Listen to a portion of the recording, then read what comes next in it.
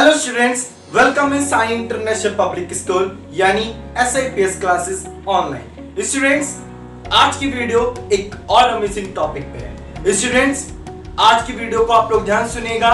आज की वीडियो क्योंकि एक है स्टोरी पे, एक ऐसी स्टोरी जो कि आपकी लाइफ में कठिनाइयां आती हैं, उसमें आपको लड़ने की, आपको आपकी कठिनाइयों से लड़ने की ताकत देगी। So come on student, let's start this video.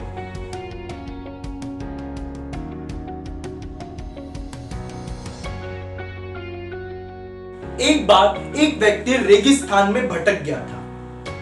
उसके पास जो थोड़ी बहुत खाने की चीजें थी वो भी जल्द खत्म हो गई थी और पिछले 2 दिनों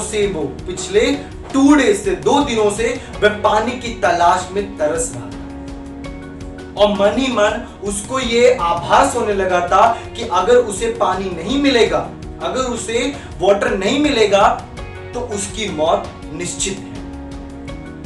पर कहीं ना कहीं उसे ईश्वर पे विश्वास और भगवान में आस्था थी कि उसे पानी अवश्य मिलेगा। तभी उसे एक झोपड़ी दिखाई दी। उसको अपने आंखों पर यकीन ना हुआ क्योंकि वह पहले ही मृग तृष्णा और भ्रम के कारण ऐसी कई चीजों से धोखा खा चुका था। पर बेचारे के पास ये आखिरी उम्मीद थी, उसके पास कोई और रास्ता भी ना था।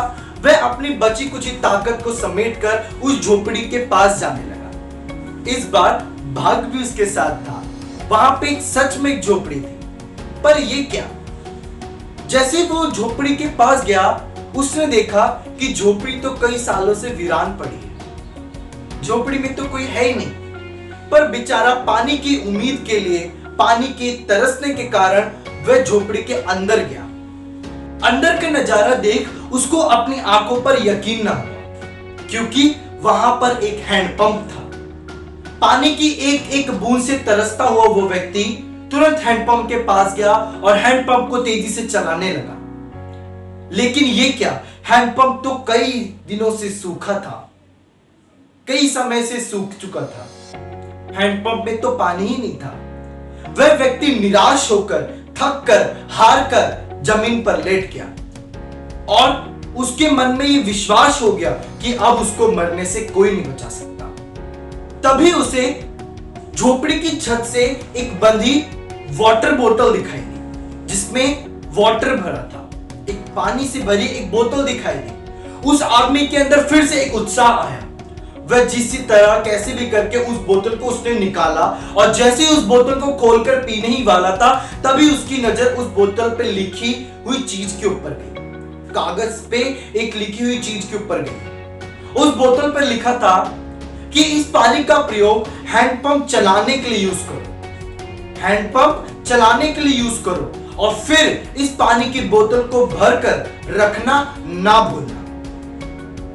उस व्यक्ति के लिए यह एक अजीब सी स्थिति थी। उस व्यक्ति के लिए यह एक अजीब सी स्थिति थी कि वो उस पानी का प्रयोग किस तरह करे।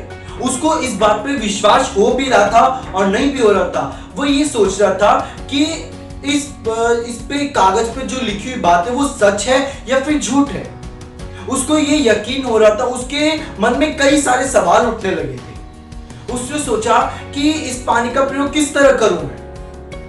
वो उस बात पे विश्वास नहीं कर रहा था। उसके मन में आया कि इस हैंडपंप का पानी क्या पता और नीचे से सूख चुका हो, कि चलेगा कि भी नहीं चलेगा। इस पानी को अगर मैं डाल भी दूं कि पानी आएगा कि भी नहीं आएगा।